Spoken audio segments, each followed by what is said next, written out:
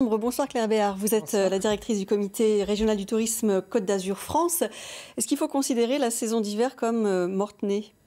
La saison demeure effectivement très compliquée.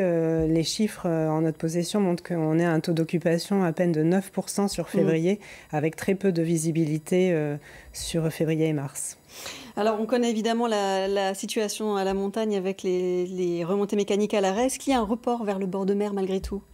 Pour le moment, on n'observe pas ce report dans la mesure où les restaurants sont fermés, où tous les musées, les sites culturels sont fermés. Il n'y a pas non plus les fêtes de l'hiver. C'était le moment du carnaval de Nice, de la fête des citrons à Menton et du mimosa. Donc, en l'absence d'événementiel, on ne voit pas encore ce report. Vous parlez de la fermeture des restaurants. Évidemment, ça pèse sûrement sur les réservations hôtelières. Est-ce que ça profite aux locations saisonnières ? Alors sur les locations saisonnières, on a vu effectivement des bons chiffres sur les stations notamment, les réservations entre particuliers, notamment sur la semaine qui va concerner nos vacances scolaires à partir du 20 février. Alors aujourd'hui c'est le début des vacances d'Azona, c'est aussi l'entrée en application de l'arrêté d'interdiction de la location saisonnière sur Nice.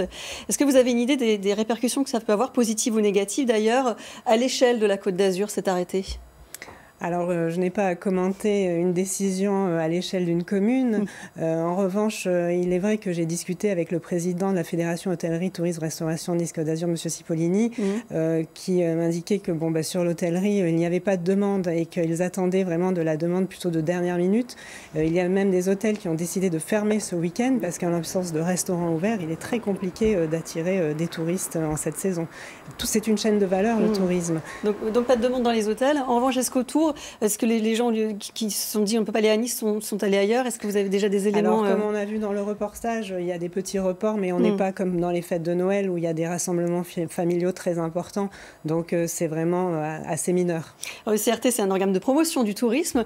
Quel est votre objectif maintenant? C'est de passer directement à la saison de Pâques, ou est-ce que vous avez encore un message pour ces semaines de février? Oui, on encourage pour aider les hôteliers, les professionnels du tourisme qui sont ouverts. Venez sur la Côte d'Azur. Il y a plein de choses à faire, des activités en plein air. C'est la saison du mimosa, vous pouvez aller dans le Tanneron, vous pouvez aller sur les îles de l'Érins, faire les sentiers côtiers.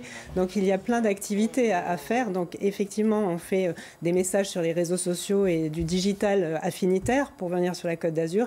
Et nous travaillons un grand plan de relance à partir de Pâques. Merci Claire Béard. Message même pour les Azuréens, venez en vacances sur la Côte d'Azur. On parlait